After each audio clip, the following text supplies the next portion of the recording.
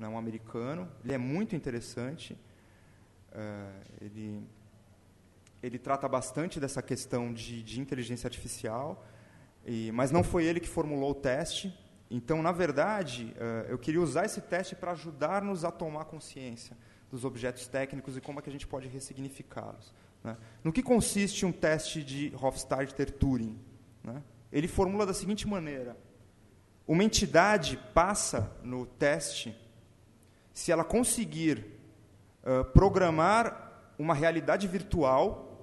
Nessa realidade virtual, ela programa uma entidade que é capaz de passar no teste de Hofstadter-Turing.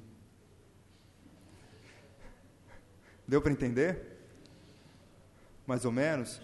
Então, se aquela entidade que nós programarmos for capaz de programar um outro ambiente virtual dentro daquele ambiente virtual, né, e nesse ambiente conseguir popular com um ente que conseguir fazer o mesmo, né, ela passa, né? Então, isso, imagina um caleidoscópio, né?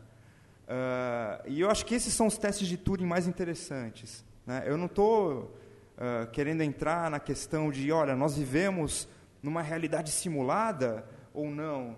Nosso objetivo é, através de pesquisas empíricas, identificar a nossa simulação ou não, né? Eu acho que isso acaba sendo apenas um fruto de, sendo o computador o nosso objeto técnico da nossa era, nós acabamos pensando como computador, ou seja, vivemos uma simulação, né? O interessante é que esse pensamento, eu acho que ele acaba pervertendo por dentro, né? Porque ele é um campo minado. Se aquela entidade passou no teste, ela tomou uma espécie de consciência, né? E eu acho que a gente podia pensar nisso, em vez de pensar numa relação do tipo interrogador-interrogado, né? Ou seja, de tortura, né? O que é o teste de Turing? Quando Turing foi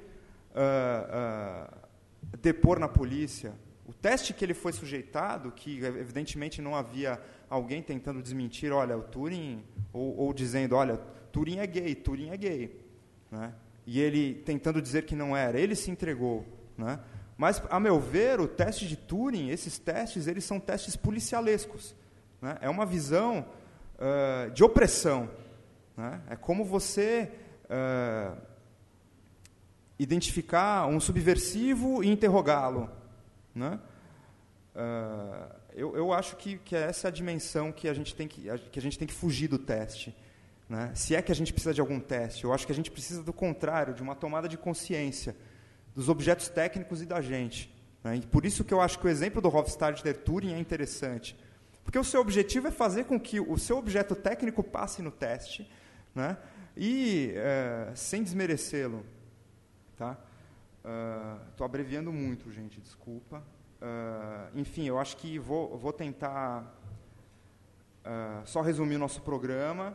É uma coisa que está vazando na minha cabeça, tem várias ramificações, mas eu acho que é mais interessante, de repente, a gente abrir para o debate, né? Então, vamos lá. Eu acho, resumindo, muito necessária a política no debate sobre a computação, né?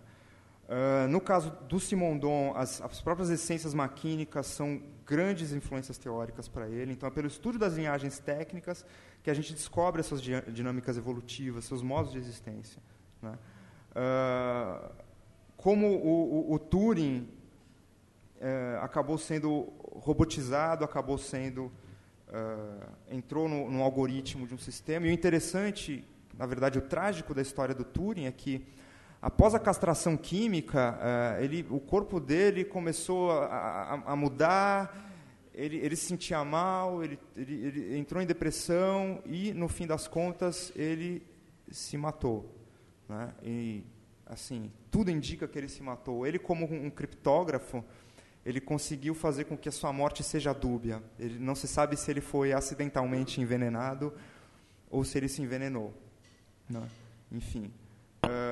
Como o teste de Turing dialoga com concepções tecnófobas, tecnófilas ou ciborgues, como devemos lidar com esse interrogador, né? Então, será que o nosso objetivo também não seja enganar? se o da máquina, se nossa projeção da máquina acaba sendo uma enganação para a gente, projetamos tanta vontade de fazer com que a máquina seja inteligente que, se ela sendo ou não sendo, ela vai acabar nos enganando, né?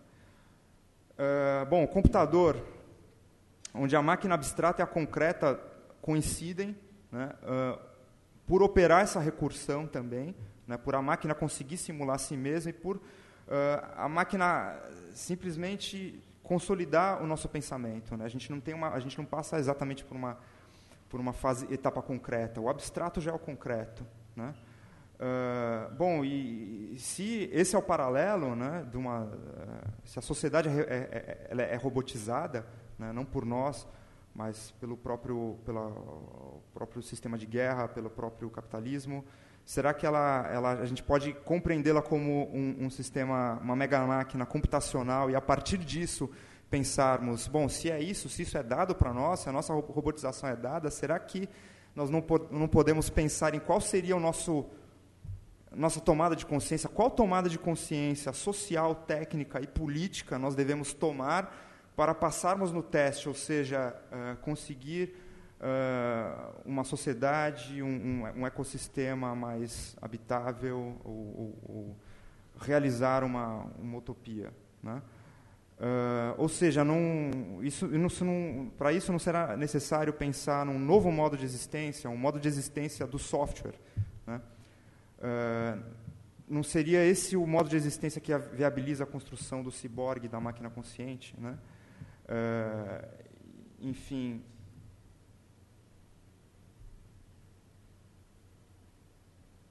E eu acho que, para concluir, eu acho que o pensamento técnico ele sempre influenciará e será influenciado pela tecnologia do momento, sendo a própria tecnologia parte de um processo evolutivo, o processo tecnológico, o pensamento tecnológico, ele também tem que evoluir, então a gente tem que prossegui-lo, né? Enfim, obrigado, não consegui falar tudo, acho melhor a gente priorizar o debate, desculpem qualquer coisa.